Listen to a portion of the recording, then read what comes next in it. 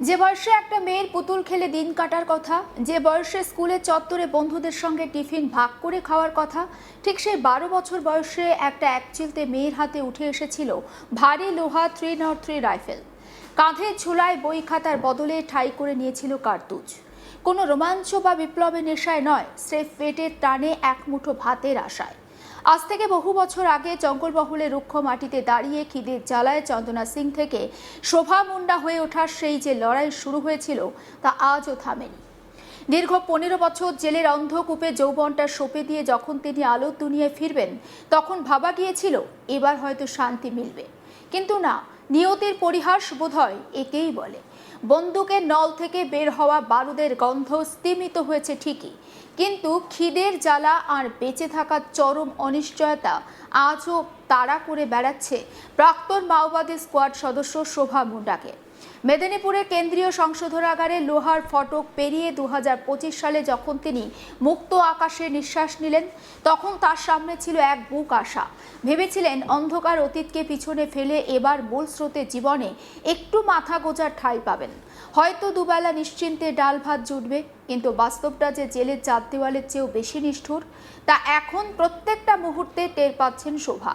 লালমাটির জঙ্গলমহলে মাওবাদী আন্দোলনের ইতিহাস যারা কাছ থেকে দেখেছেন, তারা জানেন কিভাবে একের পর এক তরুণ তরুণী খিদের জ্বালায় বা বঞ্চনার ক্ষোভে বন্দুক তুলে নিয়েছিলেন। চন্দনা সিং ওরফে শোভা মুন্ডার গল্পটাও ঠিক তেমনই। চন্দনার বয়স তখন মাত্র 12 বছর। তখন জঙ্গলমহলের পরিবারগুলোয় চরম আর্থিক অনটন ছিল নিত্যসঙ্গী। ঘরে চাল নেই, পরনে কাপড় নেই, আর নেই কোনো কাজ। এমন একটা পরিস্থিতিতে চন্দনার বাড়ির দরজায় কড়া নেড়েছিল মাওবাদী স্কোয়াড। মাওবাদী নেতা মদন মাহাতোর হাত ধরে অভাবের সংসার ছেড়ে অবুঝ মেয়েটি পা বাড়িয়েছিল ঘন জঙ্গলের গভীরে, যেখানে জীবনের অন্য নাম ছিল লুকিয়ে থাকা আর লড়াই করা। সংগঠনের ভিতরে ঢোকার পর চন্দনা সিং নামটা মুছে গিয়ে জন্ম নেয় এক নতুন যোদ্ধা শোভা মুন্ডা। প্রথমে পশ্চিম মেদিনীপুর আর ঝাড়গ্রামের সীমান্তবর্তী বেলপাহাড়ি এলাকায় ঘন জঙ্গল, এই সমস্ত ঘন জঙ্গলে দিন কাটত তার। বন্দুক চালানো, গ্রেনেড ছোড়া আর স্কোয়াডের কড়া নিয়মের মধ্যে থেকে ধীরে ধীরে শোভা হয়ে ওঠেন সংগঠনের অন্যতম দক্ষ আর বিশ্বস্ত ক্যাডার। বেলপাহাড়ির জঙ্গল চষে ফেলার পর তার দায়িত্ব বদলায়। তাকে পাঠানো হয় ঝাড়খণ্ডের ঘাটশিলা এলাকায়। সেখানেই মাওবাদী স্কোয়াডের আর এক সক্রিয় সদস্য রাজেশ মুন্ডার সঙ্গে আলাপ, পরে বিয়ে। জঙ্গল, বন্দুক আর কমরেডদের মাঝেই গড়ে উঠেছিল তাদের এক অদ্ভুত সংসার। কিন্তু ভাঙন তো নিশ্চিত ছিলই। 2010 সালে ঝাড়খণ্ডের ঘাটশিলা এলাকাতে পুলিশের এক বিশাল যৌথ অভিযানে জালে ধরা পড়েন শোভা মুন্ডা। একের পর এক দেশদ্রোহিতা, অস্ত্র আইন আর নাশকতার মামলা দায়ের হয় তার বিরুদ্ধে। আদালতের চক্কর কাটতে কাটতে জীবনের সেরা 15টি বছর কেটে যায় মেদিনীপুর সংশোধনাগারের অন্ধ কুঠুরিতে। যে যৌবনে মানুষ সংসার করে, স্বপ্ন দেখে, সেই যৌবনটা শোভার কেটে গেল লোহার শলাকা গুনে গুনে। অবশেষে আইনি লড়াই শেষে 2025 সালে তিনি মুক্তি পান। কিন্তু মুক্তির আনন্দ যে এত ক্ষণস্থায়ী হবে তা কে জানত। জেলের ভিতরে অন্তত দুবেলা দুমুঠো নিশ্চিত খাবার জুটত, কিন্তু জেলের বাইরে এসে শোভা দেখলেন জঙ্গলমহলের সমাজ তাকে মুক্ত করলেও গ্রহণ করেনি সম্পূর্ণভাবে। স্বামী রাজেশ মুন্ডা এখনও ঝাড়খণ্ডের জেলে বন্দী, ফলে একাকী শোভার লড়াইটা আরও দ্বিগুণ কঠিন হয়ে দাঁড়িয়েছে। একবার শোনাই প্রাক্তন মাও নেত্রী শোভা মুন্ডা তার ঠিক কি অভিজ্ঞতা, সেই বক্তব্য। তুমি মাওবাদী স্কোয়াডে যোগ দিয়েছিলে 2005 এরকম হবে। দিয়ে কি কার হাত ধরে গেছিল? মদন মাহাতো। দিয়ে কোথায় কোথায় কি কি কাজ করছিল তখন সে সময়? কাজ কিছু না, থাকতাম ওদের সঙ্গে। দিয়ে তারপরে ওখান থেকে চলে গেছি ঝাড়খণ্ডে থাকার পর কিছুদিন থাকি, তারপরে রেস্ট হয়ে যায় কোন থানায় অ্যারেস্ট করেছিল? ঘাটশিলা। তো মাওবাদীতে গেছিলে কেন?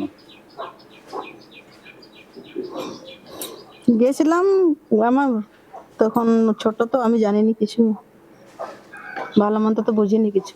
বাড়িতে অসুবিধা ছিল খাওয়া দাওয়া? তখন তো অনেকই অভাব ছিল আমাদের। এখন তো অনেকটা মানে সুবিধা হয়েছে, কিন্তু তখন তো সে বাবা কাঠ বিক্রি করতে যেত, তারপরে চালিয়ে আসতো, তবে রান্না হতো আমাদের। এক কথায় কি এই দরিদ্রতার কারণেই কি তুমি বেরিয়েছিলে? তারপরে সেই ঝাড়খণ্ডে গিয়ে সেখানে মাওবাদী স্কোয়াডে কাজ করেছিলে?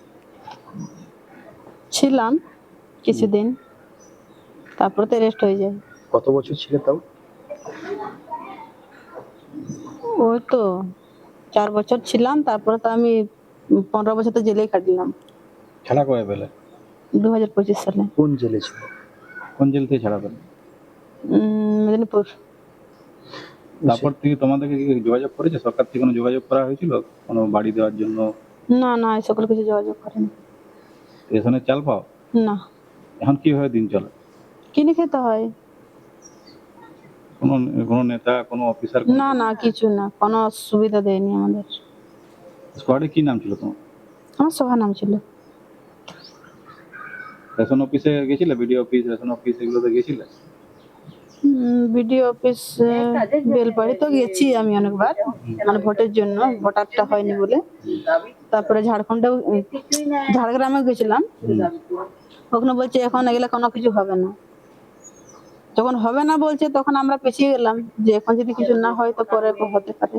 তোমার স্বামীর নাম কি? রাজেশ মুন্ডা। উনি কোথায় আছেন? উনি কোথায় আছেন? বহরমপুর। বহরমপুর। উনি কি স্কোয়াডে ছিলেন?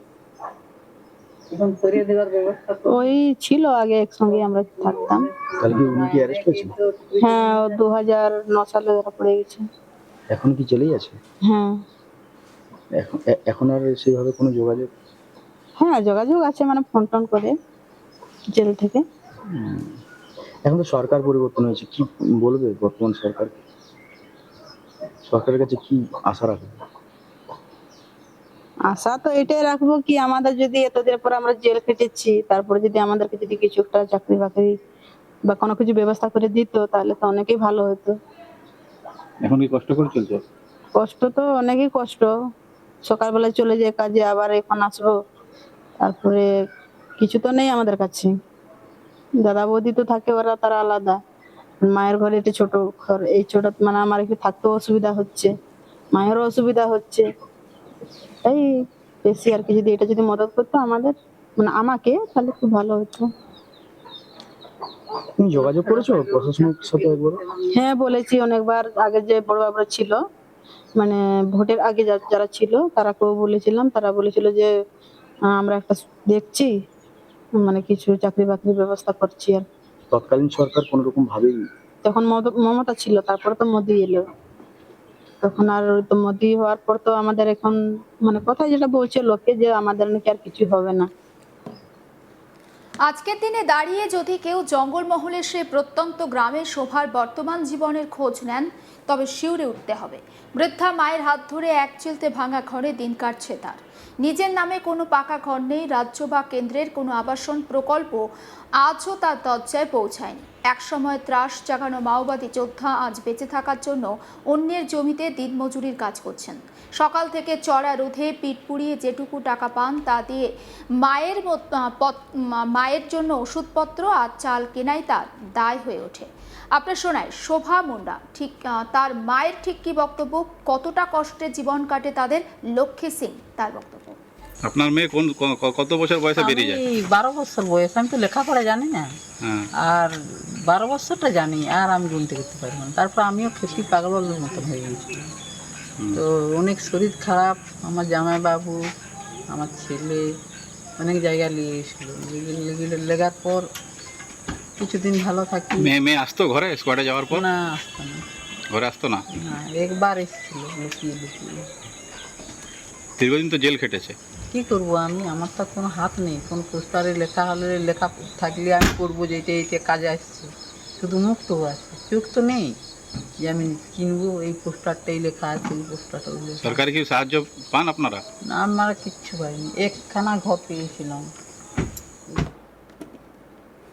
সমস্ত আপডেট পৌঁছে দেবো আপনাদের কাছে, নজর রাখুন। আজ তাক বাংলায় সাবস্ক্রাইব করতে ভুলবেন না।